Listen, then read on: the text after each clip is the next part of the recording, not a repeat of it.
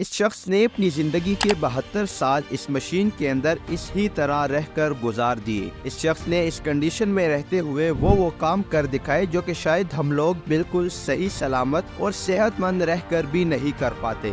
जिंदगी के मुश्किल हालात और वो हालात जिसमें शायद कोई भी शख्स बहुत आसानी से हार मान जाए, लेकिन इस शख्स ने हार नहीं मानी और अपनी जिंदगी के रास्ते में आने वाली हर मुश्किल का मुकाबला करते हुए एक के बजाय दो डिग्री हासिल की। सबसे पहले यूनिवर्सिटी ऑफ टेक्सास से बैचलर्स की डिग्री हासिल की और फिर इसी यूनिवर्सिटी से लॉ की डिग्री भी हासिल की और न सिर्फ डिग्री हासिल की बल्कि लॉ प्रैक्टिस भी की और व्हील चेयर में लेटकर कोर्ट में अपने क्लाइंट्स के केसेस भी डिफेंड किए और खूब पैसा भी कमाया। इसके अलावा इस शख्स ने अपनी जिंदगी के 8 साल लगाकर एक स्टिक की मदद से अपनी जिंदगी पर किताब भी लिखी जिसको लोगों ने बहुत पसंद किया। तो आइए जानते हैं ये इंटरेस्टिंग सी मोटिवेशनल स्टोरी। लेकिन वीडियो में आगे बढ़ने से पहले मैं आपसे कहूँगा कि अगर आप एक यंगस्टर हैं और अपनी लाइफ में कहीं न कहीं अपने गोल्स को अचीव करने के बारे में डीमोटिवेट हो जाते हैं तो ये वीडियो एंड तक लाजमी देखिएगा, क्योंकि ये वीडियो आपको आपके फ्यूचर गोल्स को अचीव करने के लिए एक बहुत बड़ी मोटिवेशन साबित हो सकती है। तो आइए स्टार्ट करते हैं।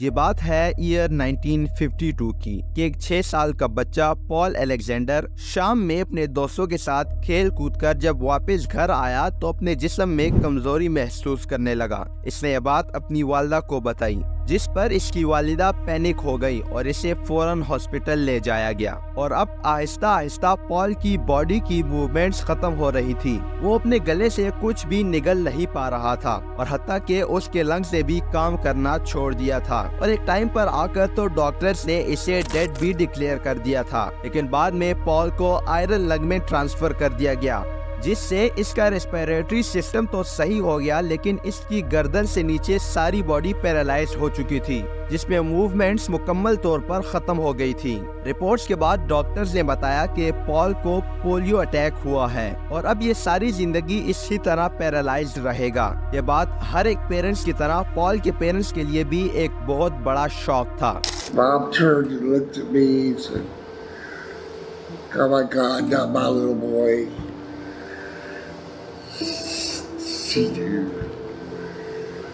She knew immediately. ये वो टाइम था जब पोलियो की वैक्सीन इजाद नहीं हुई थी और सारे अमेरिका में पोलियो की वबा तेजी से फैल रही थी, जिसमें बहुत से बच्चे इस वबा का शिकार हुए थे। पॉल के साथ हॉस्पिटल रूम में और भी बहुत से बच्चे मौजूद थे जिनको आयरन लंग्स में रखा गया था। पॉल ने बताया कि हम एक दूसरे को देखकर मुस्कुराते और एक दूसरे से कम्युनिकेट करने की कोशिश करते। We smile at each other, trying to communicate some kind of way, because you never talked. लेकिन फिर आहिस्ता आहिस्ता ऑलमोस्ट रूम में मौजूद सब बच्चों को उन आयरन लंग से निकाला गया और उनकी जगह और बच्चों को उन आयरन लंग्स में रखा गया। ये सब मंजर देखकर पॉल बहुत हैरान हुआ कि ये लोग आखिर ऐसा क्यों कर रहे हैं। लेकिन फिर पॉल को रियलाइज हुआ कि दरअसल ये सब मर चुके थे।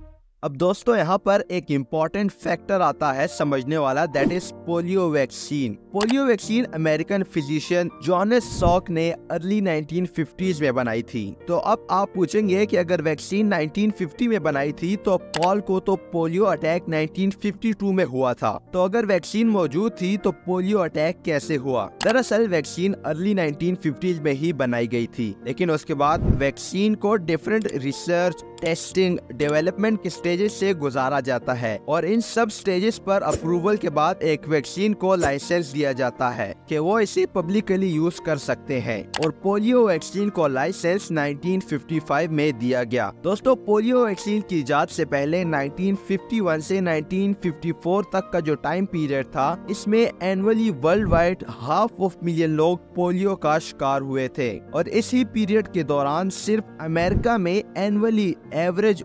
1,879 डेथ्स हुई थी और 16,316 पोलियो पैरालाइज केसेस रिपोर्ट हुए। और सबसे जो वर्स्ट ईयर 1952 जिसमें पॉल को भी पोलियो हुआ था, इस year 3,145 polio death cases report हुए थे। और पोलियो वैक्सीन के पब्लिक होने के बाद 1957 तक अमेरिका में पोलियो के एनुअल केसेस 58,000 से 5600 तक पहुंच गए और 1961 तक ये फिगर सिर्फ 161 तक रह गया।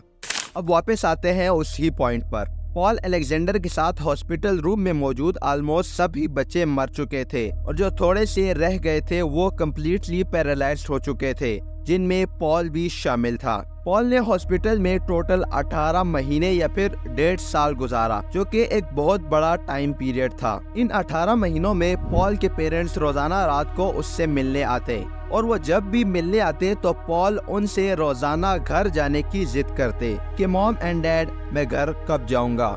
और फिर इन 18 महीनों के बाद पॉल के पेरेंट्स ने डॉक्टर्स को कहा कि क्रिसमस करीब है और अब हमें घर जाना है। इन दिनों डॉक्टर्स ने पॉल को सीरियस पेशेंट या फिर near to death patient declare किया हुआ था, लेकिन इसके बावजूद भी पॉल के डैड ने एक बड़ा ट्रक और उसके साथ एक जनरेटर मंगवाया और पॉल समेत आयरन लंग को ट्रक में रख कर घर ले आए। यह दिन पॉल के लिए इंतहाई खुशी का दिन था, क्योंकि पॉल 18 महीनों के बाद पहली बार अपने घर वापस आया था और दोबारा से अपनी फैमिली का हिस्सा बन गया था। My parents take the doctors and Christmas is down the road. A couple of days, we're taking them home. The doctor said, "What?" The mom and dad said, "How can we do that?" So they got a big truck, they put a generator in it, they put an iron lung in it, we needed it, and off we went home. एक दिन एक physical therapist Mrs Sullivan Paul के पास आई कि मैं आपको रोजाना exercise करवाऊंगी, जिस पर पॉल ने जवाब दिया कि आप ये नहीं कर सकती, क्योंकि अगर आपने ये आयरन लंग खोला तो मेरा सांस रुक जाएगा। ये बात उस फिजिकल थेरेपिस्ट की समझ से बाहर थी और यूं ही दिन गुजरते गए और वो रोजाना पॉल के पास आती और आहिस्ता आहिस्ता इन दोनों के बीच दोस्ती हो गई। एक दिन पॉल ने उससे वैसे ही पूछ लिया कि आप करती क्या हैं, जिस पर उसने जवाब दिया कि मैं बॉक्सर डॉग्स पालती हूँ। ये बात सुनकर पॉल बहुत खुश हुआ, क्योंकि पॉल एक बहुत बड़ा डॉग लवर था। और फिर उस फिजिकल थेरेपिस्ट ने पॉल को अपने कुछ डॉग्स की पिक्चर्स भी दिखाई और यूं उसने पॉल की वीकनेस मालूम कर ली और यूं उस थेरेपिस्ट ने पॉल को एक डील ऑफर की कि अगर वो 3 मिनट बगैर आयरन लंग के सांस लेता है तो वो इसे बॉक्सर पप्पी गिफ्ट करेगी। और यूं पॉल ने ये चैलेंज एक्सेप्ट कर लिया और साथ ही इस चैलेंज के लिए प्रैक्टिस भी शुरू कर दी। शुरुआत में वो सिर्फ 5 से 10 सेकंड तक बगैर आयरन लंग के सांस ले पाता और फिर आहिस्ता आहिस्ता 20-30 सेकंड और 1 मिनट तक पहुंच गया। लेकिन चूंकि पॉल को डॉग्स पसंद थे और उसे हर सूरत बॉक्सर पप्पी चाहिए था, इसलिए वो इसे एक चैलेंज समझकर लड़ता रहा और बिलाखिर 1 साल कंटिन्यूसली प्रैक्टिस के बाद वो 3 मिनट बगैर आयरन लंग के सांस लेने में कामयाब हुआ। और पॉल अलेक्जेंडर ने जो बुक लिखी उसका टाइटल भी यही रखा है, 3 मिनट्स फॉर अ डॉग, जिस पर आगे चलकर हम बात करेंगे। इसके बाद पॉल को कहा गया कि क्या तुम 30 मिनट बगैर आयरन लंग के सांस ले पाओगे? तो उसने जवाब दिया कि मुझे नहीं पता, लेकिन मैं कोशिश कर सकता हूँ। और बिलाखिर पॉल ने 30 मिनट्स भी पूरे कर लिए बगैर आयरन लंग के। और फिर पॉल को उस थेरेपिस्ट ने, जो कि अब पॉल की बहुत अच्छी दोस्त बन चुकी थी, उसने कहा कि अगर तुम 1 घंटे तक बगैर आयरन लंग के सांस ले पाए तो हम बाहर घूमने के लिए जाएंगे। अब ये पॉल के लिए एक और चैलेंज था, क्योंकि पॉल को बाहर नेचर में जाने और एक्सप्लोर करने का शौक था। और दूसरी तरफ लोग पॉल को कहते कि तुम ये नहीं कर पाओगे, तुम ये नहीं कर सकते, इसमें तुम्हारी जान जा सकती है। लेकिन हर किस्म की मुश्किलात के बावजूद पॉल कंटिन्यूसली प्रैक्टिस करता रहा और अपने गोल को अचीव करने के लिए लड़ता रहा। और बिल आखिर ऑलमोस्ट 2 साल मेहनत के बाद पॉल ने ये चैलेंज भी कंप्लीट कर लिया। Dad says, I tell you what, when you reach an hour, I take you outside. I love to go outside. I love to be out in nature, okay? So, I did it. You're gonna die. You're gonna die. Well, why don't you die? Well, I didn't die. God didn't want me to die. So I kept living and get changed all the time. But it was fun. I enjoyed it. I enjoyed the struggle. I enjoyed the challenges. I enjoyed the people. इससे साबित हुआ कि अगर आप एक चीज को दिल से चाहते हैं और उसके लिए लगातार मेहनत करते हैं और अपनी गैर जरूरी ख्वाहिशात पर उस चीज को तरजीह देते हैं तो यकीनन वो चीज आपको जरूर मिलती है। खैर यूं ही वक्त गुजरता गया और पॉल बड़ा होता गया, हत्ता के स्कूल में भी एडमिट हो गया। पॉल वाहिद वो स्टूडेंट था जिसने डेनिस इंडिपेंडेंट स्कूल से बगैर कोई फिजिकल क्लास अटेम्प्ट किए ग्रेजुएशन कंप्लीट की, जहां पर वो नोट्स बनाने के बजाय चीजों को मेमोराइज करने की कोशिश करता, जो कि एक बेस्ट मेथड था पैरालाइज्ड शख्स की लर्निंग के लिए। और फिर ईयर 1967 पॉल ने 21 साल की उम्र में सैमुअल हाई स्कूल से सेकंड पोजीशन हासिल करते हुए ग्रेजुएशन कंप्लीट की, जो कि एक बहुत बड़ी बात है ऐसे शख्स के लिए जो कि कम्प्लीटली पैरालाइज्ड है। लेकिन फिर भी वो हिम्मत नहीं हार रहा और अपनी जिंदगी में आने वाली हर मुश्किल का मुकाबला करते हुए अपने गोल्स को अचीव करने की कोशिश कर रहा है। हाई स्कूल में नुमाया कारकर्दगी की बिना पर पॉल को साउथर्न मेथोडिस्ट यूनिवर्सिटी की तरफ से स्कॉलरशिप दी गई, लेकिन फिर बाद में पॉल ने ऑस्टिन में मौजूद यूनिवर्सिटी ऑफ टेक्सास ट्रांसफर करवा लिया, जहां पर पॉल ने टोटल 15 साल गुजारे और वहां से 2 डिग्रीज हासिल की। सबसे पहले 1978 में बैचलर्स की डिग्री हासिल की और फिर 6 साल बाद 1984 में लॉ की डिग्री भी हासिल की, जिसको ज्यूरिस डॉक्टर या फिर डॉक्टर ऑफ लॉ भी कहा जाता है। और फिर लॉ की प्रोफेशनल फील्ड में जाने से पहले पॉल 2 साल तक ऑस्टिन ट्रेड स्कूल में कोर्ट स्टेनोग्राफर्स को लीगल टर्मिनोलॉजी सिखाते रहे। कोर्ट स्टेनोग्राफर्स मतलब वो लोग जो कि कोर्ट में केस की समाअत या फिर किसी भी कानूनी कार्रवाई के दौरान की जाने वाली बातों को शॉर्ट हैंड की सूरत में नोट करते हैं। ऐसे में इन स्टेनोग्राफर्स को कोर्ट में इस्तेमाल की जाने वाली कुछ स्पेसिफिक टर्मिनोलॉजीज के बारे में जानना भी जरूरी होता है, जो कि पॉल इनको 2 साल तक सिखाते रहे। और फिर 1986 में एज अ लॉयर पॉल ने अपने कैरियर का आगाज किया, जहां पर वो एक मॉडिफाइड व्हीलचेयर में लेटकर 3-पीस सूट पहनकर एक प्रोफेशनल वे में अपने क्लाइंट्स को कोर्ट में रिप्रेजेंट करता। और यूं पॉल ने बहुत से क्लाइंट्स के साथ काम किया और खूब पैसा कमाया।